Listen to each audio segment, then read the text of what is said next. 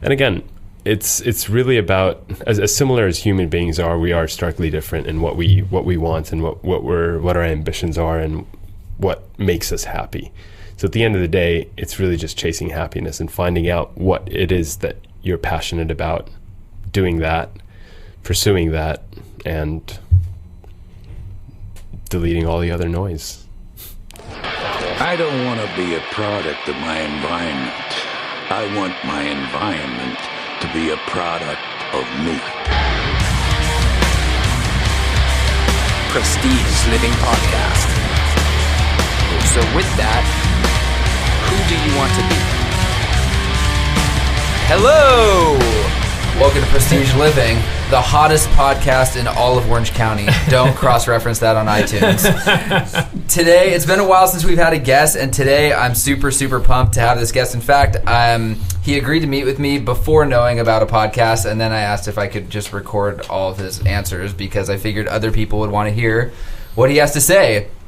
So, I'd like to welcome Fady Wahba to the show. He is a day trader and world traveler. He is, in my opinion, what you would call the definition of true success because this man has been traveling the world extensively for several years, which I think is ultimately what everyone wants to do, is have the freedom to do and go wherever they want to go. So, without further ado, we're super stoked to have him while he's in California on this rare occasion. Fady, welcome to the show. Thanks, guys. Wow, quite an introduction. I hope I can live up to that. It's been a minute. And we're all drinking beer on this beautiful Friday afternoon.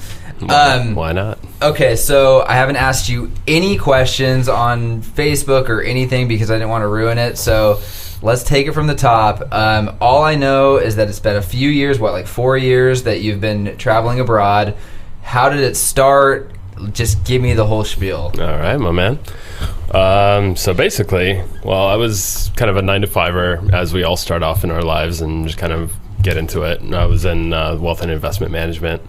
So I was in working for banks for a while, and then my cousin and I happened to leave our current jobs, or leave our jobs and start new jobs, kind of with a 1 month gap in the middle. So we decided to take a trip to Europe for a month, and we just kind of like cruised 7 different countries, and just, back then I was 22 years old, so I was, how old are you now? Living up. I'm 33 at the moment. So okay. And so yeah, I mean, I just kind of fell in love with the whole solo travel type, not necessarily solo, but like the young travel, the backpacking and the hostels and just kind of cruising, not necessarily like vacation type, but more so like living in the country rather than being a tourist. Well, at that point, not quite yet. Right. We haven't gotten there to that point yet. But anyway, so I came back after that, got my new job, and kind of settled in. I was like, oh, that was a cool experience. It was fun.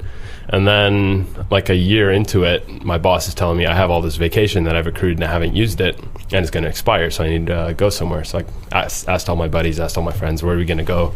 Nobody could go. Nobody wanted to go anywhere. Everyone either had a girlfriend or had a house that they were paying for or something like that, or no time off. So I was like, okay, well, let's find somewhere to go. So I literally just went on Google and I searched some stuff, and I ended up booking a flight to Tokyo. I didn't know anyone in Japan, didn't know Japanese, obviously. And I figured, all right, take a two-week trip to Tokyo, check it out. So yeah. When you went on Google, what did you search? Just places to visit by yourself, or I literally what took you to Tokyo?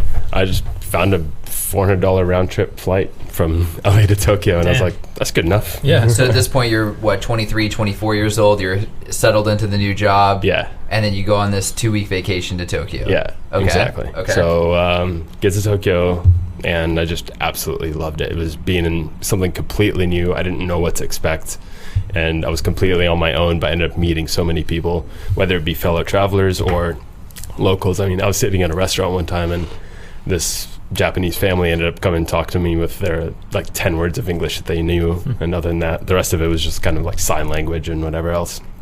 And next thing I know, they're inviting me to their restaurant, which the next day they're like, come have dinner with us at our restaurant. I was like, oh, this is pretty cool.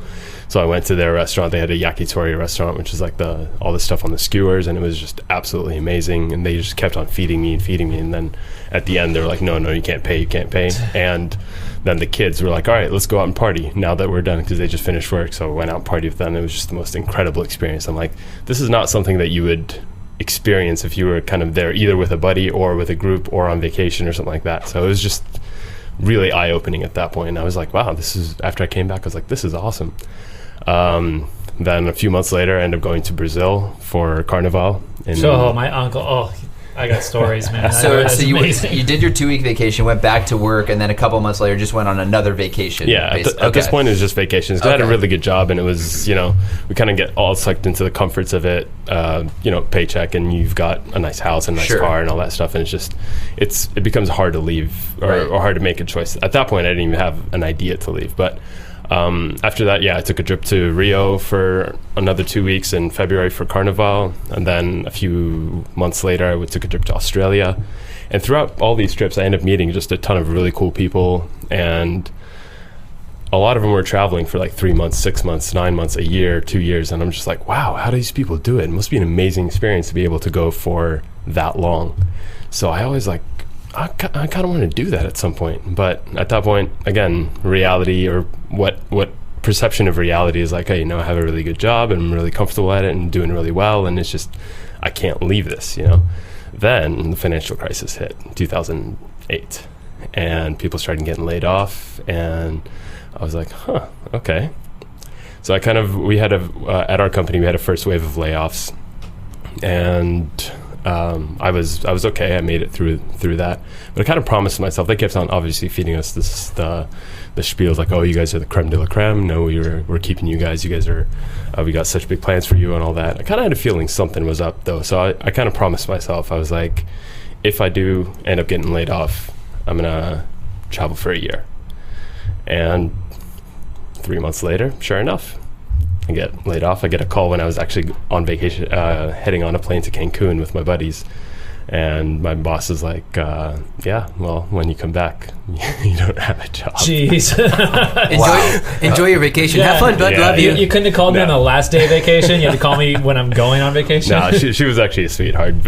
She was kind of like my older sister. But there's a couple things like that, what you just said, that really that hit home for me. So one, you said the perception of reality. Right. So like, the fact of the matter is, people will give all the excuses in the world not to travel. There's a great book by Rolf Potts called Vagabonding, and it's all about like how you'll have every excuse in the world and how you can't do this, but actually he kind of combats every argument saying you absolutely can, here's why. So that's interesting, the perception of reality. And then the second thing, though, the question I have is, once you were laid off and you're like, I promised myself I'm going to go for a year, is this like, as far as a financial situation, what was going through your head in terms of monthly obligations, yearly obligations? Do you have a house you need to rent out?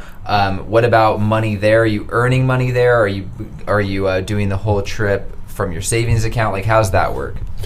At that point, I didn't. I had a fair bit of savings because, again, I was doing really well in my job and all that, and I didn't have a house. I didn't have any commitment really to stay. Most I had was a car, and that was easy to sell, and just an apartment in Hermosa Beach, and I let that go, and it was hard to let go of that life, but I felt that there was something more that was waiting for me there. So I just kind of did that. So I went traveling for a year, and that was no work, nothing. It was literally just out of my savings. It was an experience that I wanted to live, and ended up doing 110 cities in 24 countries, and just had the most amazing experiences all around, and met the most incredible people, and it was just such an eye-opening experience. I think that's what a lot of people miss in their lives, is the travel and the experience to do all that when you're young. A lot of people say, okay, well, I'm going to work until I can retire, and then I'm going to travel. But by the time you're 65, 70 years old, it's a completely different kind of traveling than you would do in your mid-20s, mid to late 20s. Just the experiences that you have, what you're able to do physically. Actually, an uncle of mine put it really well. Like, in life, there's three things. There's money, time, and health. When you're young, you have plenty of time, but you have the time and the health, but you don't have the money. When you're middle-aged, you have the money and the health, but you don't have the time. And then when you're older, you have the money and the time, but you don't have the health. Yeah. So it's like, it's really hard to get the combination of all three of it to be able to kind of do what you want to do. That's incredible. So that was like 2008, 2009, right around that time? That was, May. I started in May 2009 through May 2010. So it's a full 365 days.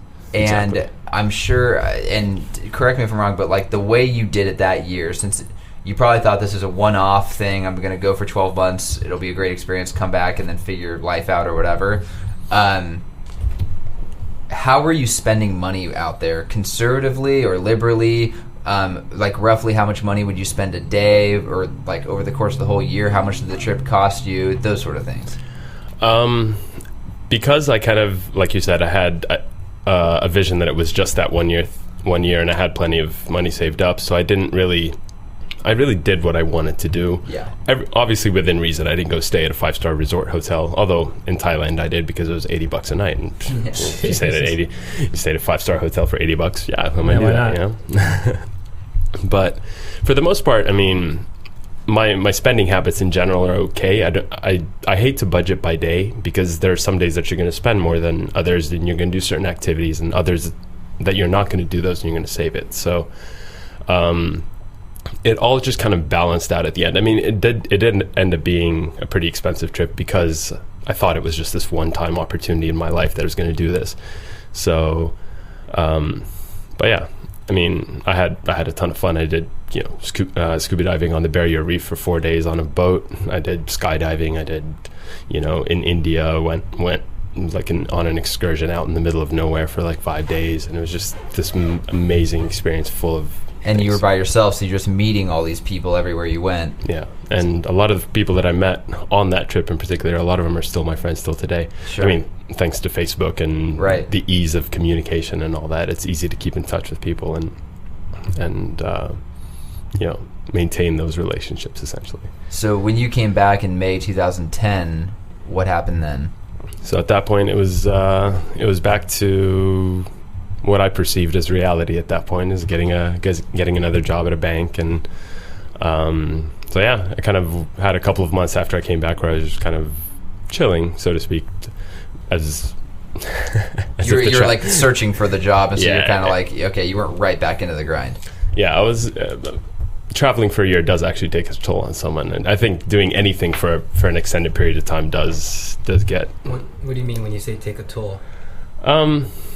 Especially when you're constantly moving. So in my case, I didn't necessarily stay for a very long time in any particular place. So it's the lack of stability, so to speak. And it was the constant movement. And when I got back here and I was staying in one place, it was actually nice again. So I was just like, okay, I'm going to just kind of take it easy, reconnect with friends and family and all that stuff. And so yeah, that was great. And then I ended up getting another job, and within about a month I was like, okay, I think I've found something else that I really want to do. I want to travel, but I want to find a way to do it in a sustainable way where I don't have to take a break and then come back and work and all that, and come back to quote unquote reality, what everyone perceives as reality.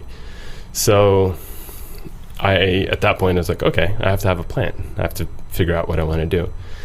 I had been in the wealth management industry for 10 years at that point, and that's really what I knew how to do. So I started thinking, what are ways that I can parlay this into something that I could do on my own, that I can do location independent, where I didn't have to be in a certain place at a certain time or anything like that.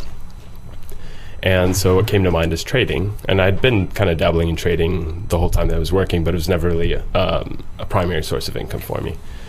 So from that point on, it was a goal. I had a certain amount of money that I wanted to accumulate, and everything I did was towards that goal, as well as trying different strategies within the market and reading books and learning everything that I needed to know to be able to do it as a sustainable source of income. And yeah, a little than 3.5 years later, I was ready to do it. So in May of 2014, that's when I left my job at the bank, and I was like, all right, now we're on the road full time. Wow. So you ramped up for 3.5 years on, really, it wasn't a matter of saving money to spend the money. It was like perfecting your trade so that you, no pun intended, to figure it out so you could do it from anywhere. Yeah. Okay, so May 2014, you leave the job, and now you're an independent day trader. And you're oh fine. My God, you're fine. You're fired. So you're an independent day trader, and and then for you, you're like, okay, this is totally different because you have no period of time in which you think you'll come back at that time, right? No, at that point I didn't really. When I took my first round the world trip for a year, I kind of planned it in a way, and it just so happened that it was summer everywhere that I went, and I really enjoyed that because I'm not really a winter person. I don't ski, I don't snowboard. I really like warm weather. So my idea was, okay, I want to have the perpetual summer. Dude. So typically my year. I'm sorry? Do you surf? I do. Yeah, I do a fair bit of surfing and bodyboarding, and a lot of destinations that I go to are kind of Oriented like that way. What's that? Oriented with surf. Yeah. So the first year that I did it, again, I was yearning for the travel, and so I stayed longer periods in places, but I did a lot more places. So I spent about 3 months in Europe, a little bit of it in Spain, a little bit of it in Croatia, and did some sailing in Croatia and all that, and then went to Southeast Asia, and I was still in the adventure mode at that point. So I went to Vietnam and I bought a motorcycle and I rode it up the country for an entire month, which is one of my most amazing experiences. Just being in places where they literally have not seen a foreigner before, just in tiny towns along the way, and you're just driving the motorcycle and they just stare at you and with like wide eyes, and especially the children, they're just like, hello, hello, and they don't even know what they're saying, but yeah, that adventure type of thing was really what drives me. But after that 1 year, again, there has to be a balance. I figured after that 1 year, I couldn't still continue the continuous travel. So I decided to split my year between Barcelona, Bali, and California, and basically be wherever it's summer in all three of those places. So I typically come back to California usually around May time to kind of see my family and do all that, and then spend July, August, and September in Barcelona, and then head off to Bali and hibernate or migrate down there for the summer. You brought up your family a couple times. How did they react, kind of in the beginning when you set out to make this kind of like your lifestyle? Were they pretty supportive of it? Or they're like, this will pass, he'll get over it and he'll come back. And I think that's probably what they're thinking in their head, but they just still reality. Over 2 years later, they're still thinking that. Yeah, so I'm originally from an Egyptian background, so relatively conservative, and the mentality is very different than anything that I'm doing. But so I think at the beginning, my parents were a bit hesitant or had reservations about what I was doing, but I think after a certain amount of time, they're very, very supportive of me, and they're very happy with what I'm doing, as long as I dedicate part of my year to come back and see them. Yeah. The family part. So when you say that you're spending extended periods of time in Bali and Barcelona, do you have an apartment there? How's the long-term travel arrangement handled? So in all these places, there are a lot of people that are doing very similar things to what I do, as far as being in constant motion or living in certain different places throughout the year. So there are these communities that have been set up for expats who live there, and they're like co-working communities and co-working places where you can go and meet people and all that, and there are long-term rental apartments and different resources that you have to be able to, so you're not living in a hotel or a hostel or anything like that. You actually rent an apartment in a place that you call yours, and you have a little bit of stability. Yeah, for the okay. period that's there. So that's interesting. When you're staying for that long of periods of time, like how do visas work out? How are you able to stay for so long? Yeah, the visa parts are tricky, of course. Since you're not actually doing physical work in that country, so you are still considered eligible on a tourist visa, obviously, because what you're doing is tourism, and you're just spending your money there. You're not necessarily doing anything illegal. So yeah, you just have to kind of for each respective country, you have to find out what the rules are and just kind of navigate around them and make sure that you're in the right. So for instance, Europe, you can only stay there for a maximum of 3 months within any 6-month period. So I stay there for my 3 months, and then Did you have to learn that by doing, or did you kind of do your own research beforehand? No, I obviously did my research beforehand because I want to make sure that I don't end up in jail anywhere. Locked up abroad, That would be bad. extremely unfortunate. What about Southeast Asia? Are there any rules, regulations around that? I mean, Bali sounds like you're there for several months.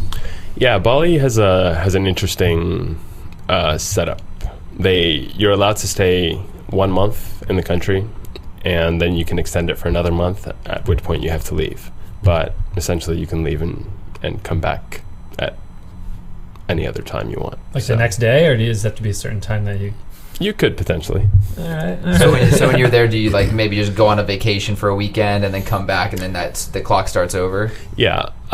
So that's the beauty of being based in these places respectively throughout the year, is you can use it as a base to leave your stuff and to have your own place and take weekend trips or take week-long trips or whatever to explore the surrounding areas. So for instance, in Southeast Asia, it's easy to take a week to go check out Thailand, go check out Cambodia, go check out Vietnam.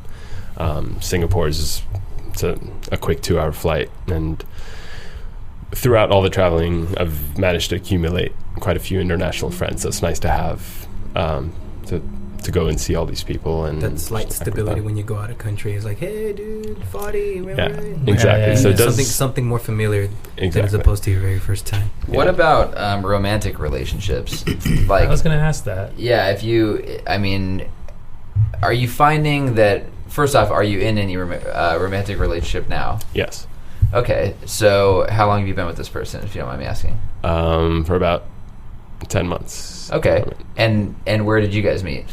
We met in Bali this past January, and she's from Vermont, and we hit it off when she was in Bali for 2 months doing a yoga teacher training, and we got to know each other. We really enjoyed each other's company. We managed to do a few months of long distance relationship. She transitioned her business into doing it location independent, where she doesn't necessarily have to be in a certain place in Vermont at the time either. So Was that at the encouragement of you, or did she kind of look at you and get inspired by it, or was this kind of her on her own? I think it was an idea that she's always had and always wanted to do. Right. And after being in Bali and seeing me and multiple other people that are kind of doing this location independent lifestyle, it was probably a little bit of inspiration. Sure. You mentioned buying a motorcycle in Vietnam and riding up the country was one of your favorite experiences. Go over a couple your favorite best moments, or maybe best places that you would reflect back on. Through in that particular trip in Vietnam, Just every trip, every place you've ever been, all-time favorites. All-time favorites. That's a difficult one, but I get that question a lot. It's like, what's your favorite place in the world? I mean, at the end of the day, I like everywhere that I go for its own particular reason, as cliche as that sounds and everything. But in that trip in Vietnam, there was one particular experience which I absolutely enjoyed, and I still remember it till today. I was driving up, and it was at a place in between two major cities, and I couldn't make it in one night, even though it was only 100 miles. So you figure, that's easy to do in a day. Not on a motorcycle in Vietnam. Definitely not. You're going at a maximum of 20 miles an hour or something like that, and the roads are just in shambles. So just quick tangent here. Have you seen that documentary Long Way Around or Long Way Down? There's two of them. No, I haven't. It's Ewan McGregor and his buddy, and he goes from London to New York going east on a motorcycle. And then the other one, Long Way Down, he goes from the tip of Scotland to the tip of Africa south on a motorcycle. Oh, wow. Yeah. So for any of the long plane rides, you should download those and watch them. They're really good. Definitely. No, that's great. Sorry, I just had to throw that in there. So you're saying 100 miles is hard to tackle, so it took much longer than anticipated? Yeah, so I had to stop and spend the night in a small little town in the middle. So I kind of dropped my stuff at a hostel, which, by the way, turned out to be a brothel. But turned out to be an air quote, he didn't know what he was doing. It was the only hotel in town. Emphasis on the hotel. And I walk into the room, and there's these posters of this pretty risque stuff going on. But anyway, so I kind of leave there and I go out into a restaurant and sit down, try to communicate that I want to eat, and the woman, the owner of the restaurant, the madam. Well, no, this is outside of the brothel. Okay. So she comes up and she's like, "No, sorry, restaurant's closed. I'm like, "Oh, okay." Even though I saw like some food cooking on the grill, I was like, "Okay." So I leave to go hop on my motorbike and go back to the hotel or find some other food. The father, who's also the owner, it's basically a family-run operation. He sends his kid out and he's like running after me, and he's like, "Oh, my father want have drink you?" I'm like, "Okay, sure, why not? I'll come in for a drink." So I go back and he sit me down at the family table with the two uncles, and they're sitting there like having shots of, I don't know, whatever it was. Booze. It's Something some pretty alcoholic. interesting stuff. Yeah. And so they poured me a shot, and between them, I think they knew like 20 words of English or something. Wow. So they're trying to communicate with me, and they really want me to feel like I'm at home. So the uncles are talking to me and saying this and this and that, and I'm just like, I have no idea. And then next thing it's like, "Yo," which is basically cheers. And so we all take shots. Then they pour it again. 5 minutes later, they're trying to ask me something else, and I have no idea what's going on. So they're like, "Yo," another shot. So within like 20 minutes, I've had like 7 or 8 shots. And then all of a sudden you're fluent in Vietnamese or what? I would love to say that was the case. But yeah, so they bring the food that was on the grill, and they kind of serve it up family style, and we're sitting there, and they want to give me all the good pieces of the goose that they were cooking, and it was the most amazing thing, just having a dinner with this beautiful Vietnamese family that we couldn't really communicate, but smiles go a long way. Yeah, sure. Absolutely. It's really incredible when you like think about how intense the human connection is, and that like you all know what you're doing, even though you can't articulate it in words. It's bizarre. Very true. Language and culture barrier. Are you bilingual at all since all the travel? I'm trilingual, maybe quadlingual. So I speak English and Arabic fluently. Those are my first languages. I learned French when I was younger. I was fluent at it, but I haven't practiced in about 15 years, so that's kind of I wouldn't say survival French now. Yeah, pretty Okay. much. Or plant me in France for a week, and I'll maybe get it back. And then, given my life in Spain for the last couple of years, I've learned Spanish when I was out there. So, wow, that's incredible. So you've become fluent in Spanish just from living there. Fluent in communication as far as being able to get around and do all that, but having an articulate intellectual conversation still, I still have a ways to go for that. But I mean, you're not trying to write a novel in Spanish, but you can get around the country. yeah, I can definitely get around the country. Speaking of writing novels, have you thought about, do you journal at all when you travel, or have you thought about writing about your experiences? I'm not really much of a writer, to be honest, so I document everything that I do in photos. And so the first year that I went, I came back with, countless gigabytes of like 16,000 photos. I mean, half of them, well, not half of them, but a lot of them are just repeats of certain things. That's what you do with digital photography Right, these days. totally. 10 snaps But- per, yeah. Yeah. So I'm going to rattle off like a few questions here. So first and foremost, sketchiest story traveling abroad. I was going to ask you, so you asked for the best. I was going to say, what's the worst? Yeah, what's the sketchiest, like, just, fuck, I'm in the wrong place at the wrong time sort of situation? Because I think that a lot of people listening to this, and anyone who you would say, I'm going to go travel for a year or whatever, they'd be like, don't go there. That place is dangerous. Or, like, don't go here. And, I mean, like, what truth is behind that? And have you run into a situation specifically that you're like, okay, I feel totally uncomfortable right now? Believe it or not, I've been to a lot of sketchy places, or what are perceived as sketchy places, Colombia and Vietnam and Cambodia and all that stuff. My sketchiest or scariest, one of my scariest moments was actually in Venice, believe it, of all places. So we Venice Beach, just right here. well, yeah, that's a different story too. We'll get that one. Get to that one. No, it was in Venice, and it was really late at night. We were trying to get back to where we were staying, and it was kind of off of the island, and miscommunication with the Italian people, and we couldn't get on the bus, and we finally got on an incorrect bus, which took us way out into the middle of nowhere. And then when we asked the driver, he's like, "Oh, you're supposed to get off like half hour ago."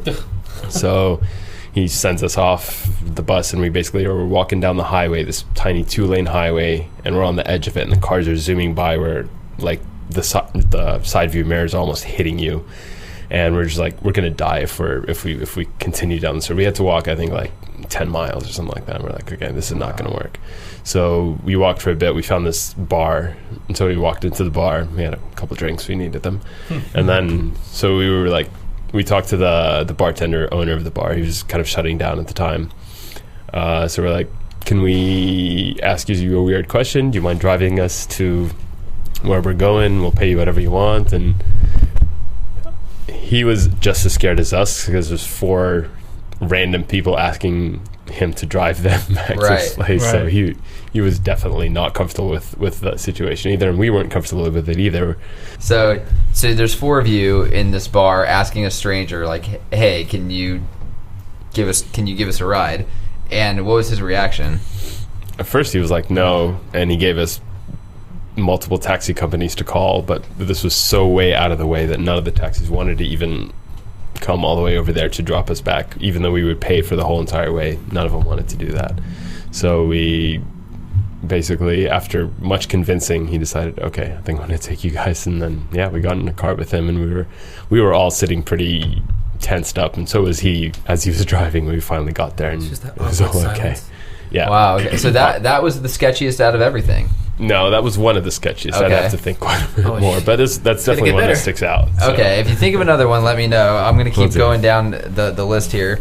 And this question might be hard to answer, but like, what's the most overrated place? You know, a place that everyone's always like, oh, they romanticize about it or whatever, and then you're like, yeah, I've been there, it's whatever. You know, like people will talk about Greece, for example, and then they go, oh yeah, just spend half a day in Athens, because that's like, you know, Athens is whatever. Or Rome, I've heard, is like, you know, don't waste too much time in Rome. And are there any places that you can think of like that? I agree with both of those, Athens and Rome. I'm trying to think of something else. Can we edit out the silence? Oh shit. Anything like underwhelming? That's probably pretty good if you can't think of one. I mean, I don't know. I think like that would, like, those Athens and Rome just came to like the top of my head, because those are 2 that I've heard of Rome, and I've been to Athens, and you know, like, it makes sense. But if you've been a lot of different places, and if you're saying like, oh, I couldn't even tell you, or couldn't think of one that's really overrated, that's probably pretty good. Again, everything has its appeal. So, and it's all based on your expectations. So if you're going to, for instance, Singapore, expecting an adventure like Cambodia, you're going to be sorely disappointed, just because that's not what Singapore is. Singapore is essentially a metropolis. It's the New York of Southeast Asia. So if you're going expecting, you know, something else, then you're going to be sorely disappointed. So it's really all about expectations, I think, for any place that you visit. What about, and this is a cliche thing too, but nicest people? Definitely not Thailand. Okay, so not Thailand. I don't know, because everyone just says Thailand is the land of smiles and all that, and my experience was not quite that. I think it's just because of the mass tourism that they've had over the last few years. It's turned them a little bit, you know, sour towards tourists, I suppose. Yeah. Did you ever feel like, so Jay and I went on a nice trip earlier this year. We went to Iceland and Denmark, where everybody is so unbelievably hospitable and so nice. And then like, you come back here, and we flew through New York, and just like, coming back to America, I'm just like, man, we are pieces of shit over here. Like, like just like the attitudes that Europe encountered, where it's like, no, come sit at our family's table. We're going to give you the best pieces of the food. Like, I just don't see that happening here anywhere. No, I don't. Like, do you get jaded at all like that when you come back to America? That's absolutely true. I mean, especially in Southeast Asia, I think the people there are, in general, they're wired differently than people here in North America, or people here in the States specifically, where they're a lot more generous, I suppose, and less, what's the word? less threatened by strangers, so that they'll gladly stand and talk to someone who's a stranger and invite them into their house and have food and break bread and have a drink and do all that. Whereas here, it's more so, again, it's what can you do for me? Yeah. And I think a lot of that has to do with the media. Like, we've been conditioned to be scared. You know, it's like, well, that stranger could be anyone. Like, you know, and it's like just so ridiculous. That's also why I asked about the sketchiest thing, because like I'm sure there's like several other stories, but just to think of how many countries you've been to and how much you've been a world traveler, and to say that the sketchiest time you've ever had was like potentially almost getting hit by a car because you're walking on a highway that has nothing to do with real danger, right? It has to do a danger that's out of your control. And then the fact that it's four strangers talking to another stranger asking to get in a car. It'd be scarier if he was telling you to get in his car, right? Like, which is what I think what all of us think, like, that's going to happen. I've seen Taken. I know what Liam Neeson had to go through. That's real. Up, dude. Hey guys, get in the car. I got puppies. Any big like life lessons or anything? I mean, I know that's probably a loaded question, but I know that certain times in my life specifically, and it happens here in the States too, and when I travel and stuff, but where you like meet somebody or there's a personality or an interaction of some kind where you're like, damn, like I should maybe approach things like that, or it's just kind of something that really impacts your life and maybe pivots you a little bit.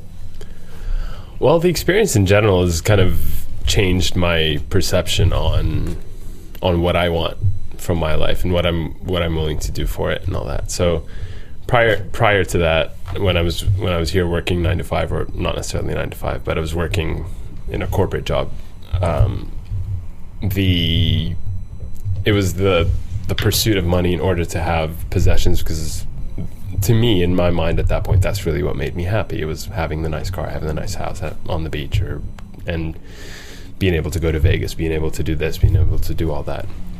Whereas now, my mindset has shifted, because for me and my passion and what I want to do is I want to travel and I want to have adventures and I want to see different things and I want to enjoy different cultures and meeting new people, and that's really what drives me at the moment. And I'll happily forego all those other things in exchange for those adventures.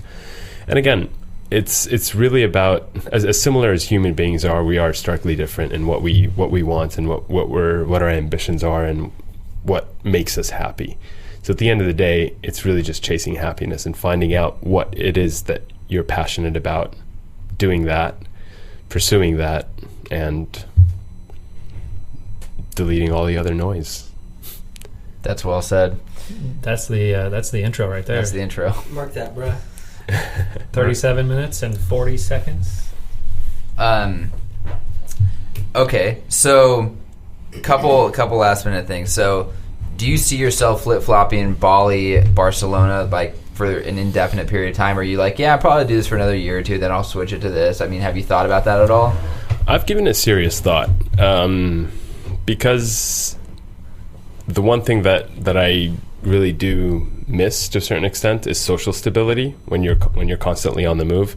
Now that I've narrowed it down to 3 different places, I have a certain amount of social stability, because I have a circle of friends that are in Bali, a circle of friends that are in Barcelona, and then my family and friends that are back here in California. So to be honest with you, I don't know. I'm going to do it as long as it gives me joy and as long as I get happiness out of it. Once it stops giving that to me, there's no reason why I'm going to force myself to keep doing it. Do you feel that small amount of that social security going between those 3 back and forth is kind of like counterintuitive what made it start from the beginning? Like that social security is kind of the opposite of what you wanted, going back and forth to different places. So instead of going to like Barcelona all the time and Bali, what if you went somewhere else? Because now, like you said, you have these little circles that check in with you. Like it's become familiar. Yeah. Well, again, familiar is good to a certain extent, but so you have a little bit of variety and a little bit of familiarity. If you have constant familiarity, then you're going to get bored. If you have constant variety, then it's the exact same effect, where you get tired of it and you crave the other. So having a balance between the two, I think, is extremely important. Do you know how many countries in total you've traveled to this day? I haven't counted them recently after this last trip, but it's in the 40s, somewhere 45, 50, somewhere around Wow. there. And do you have any travel hacks that you would suggest? That would be my final question, then you guys can ask your final questions. Any certain travel hacks? I recently, the reason I asked that is because I was picking someone's brain recently who was doing the same 1 year excursion, and a couple things he had mentioned is he said open up a brokerage account with Charles Schwab, and that they have with their debit card, any ATM in the world, there's no ATM fees. And then, in terms of packing and things like that, like anything that you would suggest that you're like, yeah, this will make your life easier, or this will make things more efficient, anything like that? Well, it's more so on the planning of the actual travels that you do. A lot of people, because they have a limited time off and they want to accomplish so much in that particular time, so they tend to pre-plan a lot, and they arrive at their vacation or their trip or whatever, and it's a strict regimen of we have to do this, and then we have a day here and then 2 days there and all that, and it leaves no room for, not necessarily enjoyment, I don't know if that's the correct word, but my personal experience is plan less, so see more of less, so spend more time in less destinations versus less time in more destinations. Totally. You get to know it a lot more, you get to know it better, you get to experience it, and it's completely different. And for me, that was the biggest change, is to just kind of fly by the seat of your pants and do what feels right at the time. So when you write your travel book, all right, so we've already established I'm writing it. Send us a signed copy. Absolutely. Whoa, Confessions of the Traveling Day Trader. Yeah. There it is, right there. Yeah, how easy was that to get all that automated, like your job and stuff like that? Because we didn't really touch up on that. Really, you just told us you went 3.5 years to building the pipeline, and we never really went into detail about that. True. So at the moment, I don't. I trade for myself. I wanted to make it where I was self-sufficient. I didn't have to rely on clients. I didn't have to be responsible to clients, simply because I wanted my freedom. I wanted to be able to, if I wanted to take a week off and go, travel in Vietnam or go travel in China or not necessarily work, not have to be tied to my computer. It's my decision. Sorry, I lost my train of thought. No, go ahead. Like the autonomy of the day trading, how did that come all about and stuff like that? And you don't want to be tied to your computer, so you did it all for yourself. You started trading for yourself. Yeah, well, so the whole idea of pursuing the day trading side of things is essentially so I don't have to be tied to a particular location, as in office. I am tied to my computer to a certain extent because that's what I use for trading. But as long as I have an internet connection, and with technology and with the world that we're living in right now, where internet's available almost everywhere, as long as you're hooked up, then you can conduct your business and do your job. So. That's awesome. So you don't even need to tend to it every day. The type of trading that I'm doing currently, yes, it's very labor intensive. It's on a daily basis. I'm watching the markets in and out within a particular day. I'm looking towards transitioning my strategies to more of a longer term trading strategies, where I can kind of put in trades and monitor them rather than be it more as a labor intensive or per day thing. How does it work with your hours when you're like that was my next question. Trading in different markets? You're in Southeast Asia and you're like, on New York's time or whatever. I mean, are you up at like 3 a.m. trading and stuff? Yeah, that's one of the, I wouldn't say drawbacks, but it's one of the challenges that comes with the territory.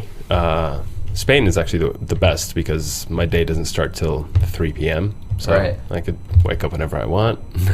And in Spain, everyone stays out late anyway. So if my work hours are 3 to 10 p.m., or those are the market hours. Shit hasn't gotten started until 11 p.m. So I could finish work, and then people are calling me up and seeing where are we going to have dinner. I'm like, perfect. I haven't really missed anything. Everyone's taking siesta at the time that I'm working. So. And then Bali is 11 hours ahead of New York? Yeah, something like that. So Bali's a little bit more challenging. It's actually 12 hours ahead of New York. So my day would start at 9 p.m. or 10 p.m. Kind of depends on whether daylight savings time is on or not. And yeah, and we'd go to sometimes 4 a.m. So That's it's tricky, it's positive. It's good and bad. It's good that it gives you the entire day to do For what you sure. want. So you can go take a drive out to the beach and go surfing for a few hours, and then come have lunch and come back, and then you can go do some yoga, or you can go meet up with friends for lunch and dinner and all that, and then just end up coming back to your house at And 9 or working, 10 and getting to work then. So it is either way. There's a challenge that's part of it's it. always going to be a balance. Yeah. for sure. I like the way you said it's a challenge, or you said it's not a drawback, it's more of a challenge. I mean, it's still roughly the same adversity, but like the perception of it's kind of cool. It's different. doing what you got to do to make it happen. Well, I can't thank you enough for being here, man. Like, it's Thanks for having me, it's guys. awesome that you decided to come here and agree to the podcast, and we really appreciate hearing your story, man. So thanks again for your time. Yeah, Thank seriously. you, guys. thank you. It's a pleasure. Cue the music. That was great, man.